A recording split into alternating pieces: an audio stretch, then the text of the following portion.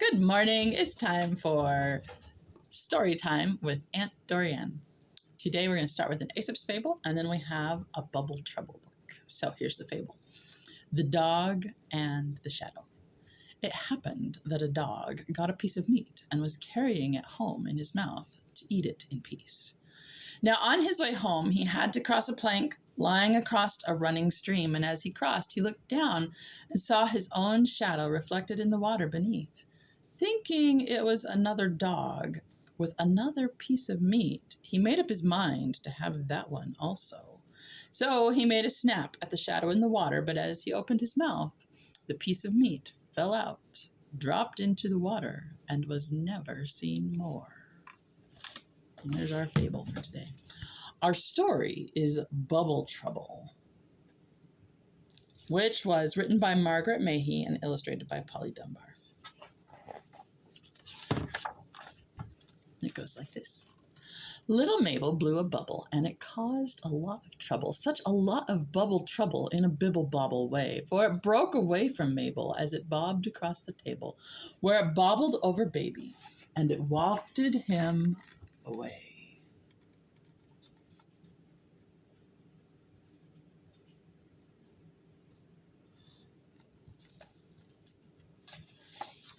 The baby didn't quibble, he began to smile and dribble, for he liked the wibble-wobble of the bubble in the air. But Mabel ran for cover as the bubble bobbled over, and she shouted out for Mother, who was putting up her hair.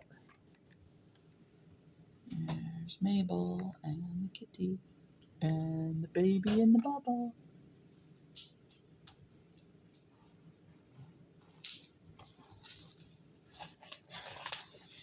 At the sudden cry of trouble, Mother took off at the double, for the squealing left her reeling, made her terrified and tense. Saw the bubble for a minute with the baby bobbing in it as it bibbled by the letterbox and bobbed across the fence. In her garden, Christa Gribble had begun to cry and cavil at her lazy brother Greville, reading novels in his bed. But she bellowed, "Gracious, Greville," as she grovelled in the gravel when the baby in the bubble bibble-bobbled overhead. There they are, chasing the baby.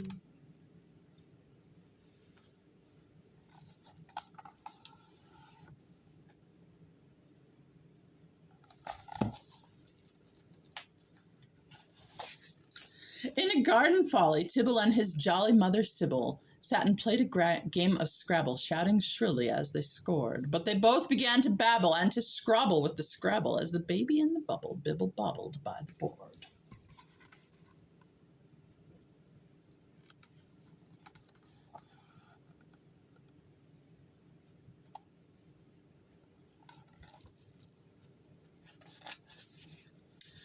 Then crumpled Mr. Copple and his wife, a crabby couple, set out arm in arm to hobble and to squabble down the lane. But the baby in the bubble turned their hobble to a joggle as they raced away like rockets, and they've never limped again. Even feeble Mrs. Threeble, in a muddle with her needle, matching pink and purple patches for a pretty patchwork quilt, when her older sister told her, tossed the quilt across her shoulder, and she set off at a totter in her tattered tartan kilt. Everybody's getting excited now.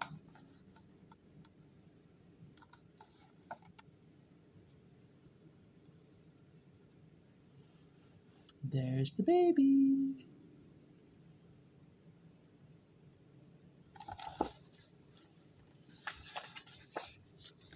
At the shops, a busy rabble met to gossip and to gabble, started gibbering and goggling as the bubble bobbled by. Mother, hand in hand with Mabel, flew as fast as she was able, very troubled lest the bubble burst or vanish in the sky.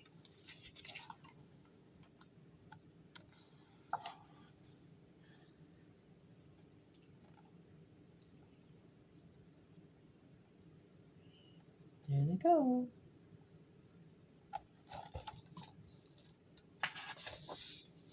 After them came Greville Gribble in his nightshirt with his novel, all about a haunted hovel, held on high above his head, followed by his sister Christa, though her boots had made a blister. Then came Tibble pulling Sybil with the Scrabble for a sled.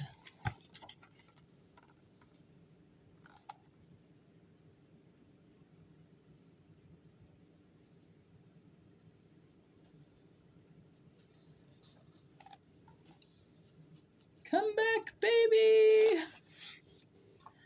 After them the couple came cavorting at the double. Then a jogger, quite the slogger, joined the crowd, who called and coughed.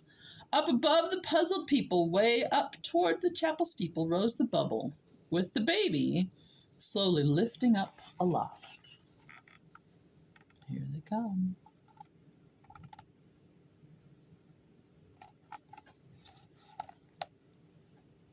I think this is not where babies belong.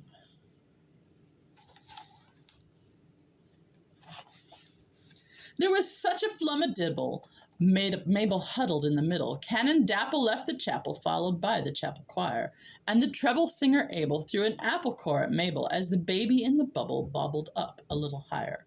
Oh, they giggled and they goggled until their brains were boggled as the baby in the bubble rose above the little town.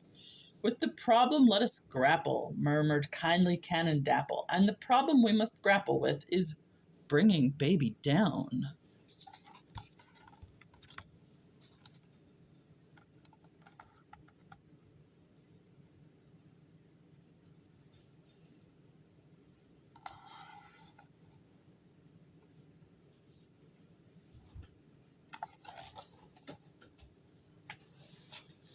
Now let Mabel stand on Abel, who could stand and turn on Tibble, who could stand on Greville Gribble, who could stand upon the wall, while the people from the shop will stand to catch them if they topple. Then perhaps they'll reach the bubble, saving baby from a fall. Here they are. Here's the plan. Do you think it'll work? I don't know.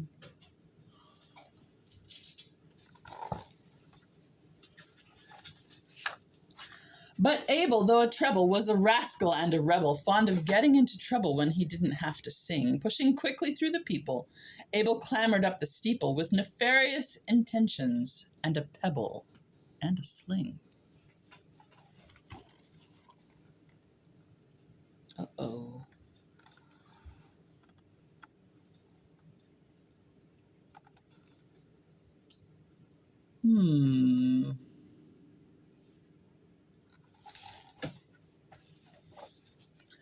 Abel quietly aimed the pebble past the steeple of the chapel at the baby in the bubble, wibble-wobbling way up there, and the pebble burst the bubble, so the future seemed to fizzle for the baby boy, who grizzled as he tumbled through the air. There's all the people. Naughty Abel. And the baby. Uh-oh.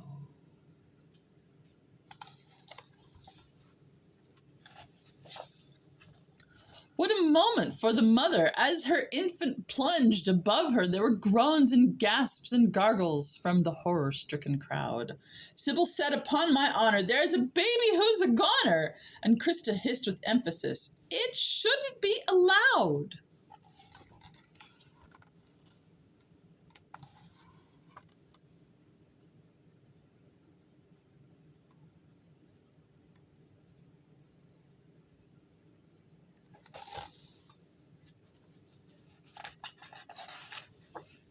But Mabel, Tibble, Greville, and the jogger, christened Neville, didn't quiver, didn't quavel, didn't drivel, shrivel, wilt, but as one they made a swivel, and with action, firm but civil, they divested Mrs. Threeble of her pretty patchwork quilt.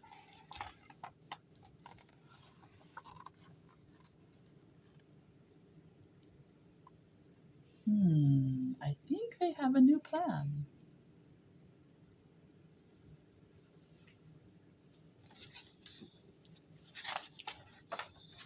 Oh, what calculated catchwork! Baby bounced into the patchwork, where his grizzles turned to giggles and to wriggles of delight.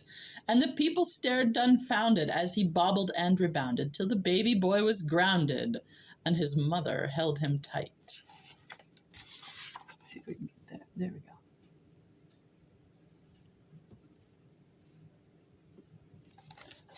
That's not such a bad landing.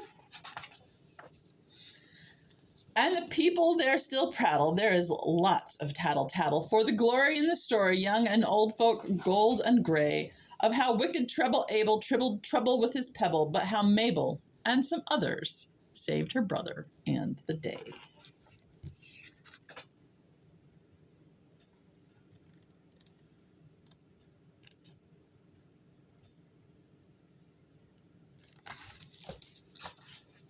The end.